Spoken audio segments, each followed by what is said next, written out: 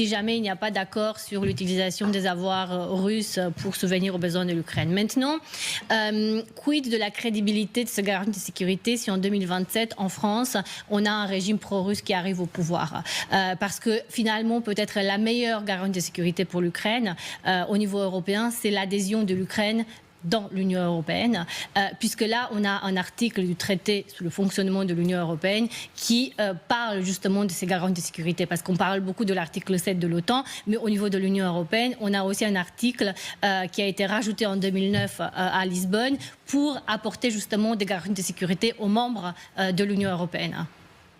Écoutons ce que dit le Kremlin. En fait, sans surprise, les Russes sont vent debout.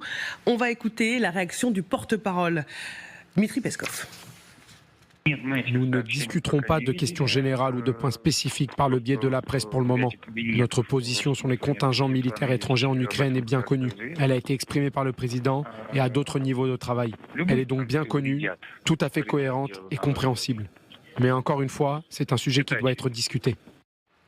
Est-ce que ce qui se passe, Xavier, quand on entend Dmitri Peskov, le porte-parole du Kremlin, ou encore Vladimir Poutine, qui dit les objectifs seront atteints, est-ce qu'on n'est pas en train de tuer dans l'œuf tout plan européen américain, parce que Poutine dit « moi je continue » et de deux, les forces européennes s'éniettent? C'est qui? C'est le Kremlin, c'est Poutine, c'est la Russie, c'est ça? Oui, c'est ça. Oui, de toute façon, pour le moment, on en est vraiment là. Les Européens ont tenté, et ils ont en partie réussi, à sauver le plan en 28 points, qui était clairement un plan totalement russe, adoubé par les Américains, transmis par Witkoff et Kachner, mais qui était un plan russe. Ils ont réussi à le modifier, à le transformer pour l'amener vers quelque chose de plus acceptable pour les Ukrainiens. Les Ukrainiens seraient prêts à l'accepter, mais ils savent très bien que de toute façon, les Russes n'en veulent pas de ce plan. Il y a hors de question qu'il y ait des garanties de sécurité pour l'Ukraine de la part des États-Unis, des Européens. Les Russes n'en veulent pas. Et c'est intéressant parce que vous avez l'interview de Peskov, parce qu'en fait,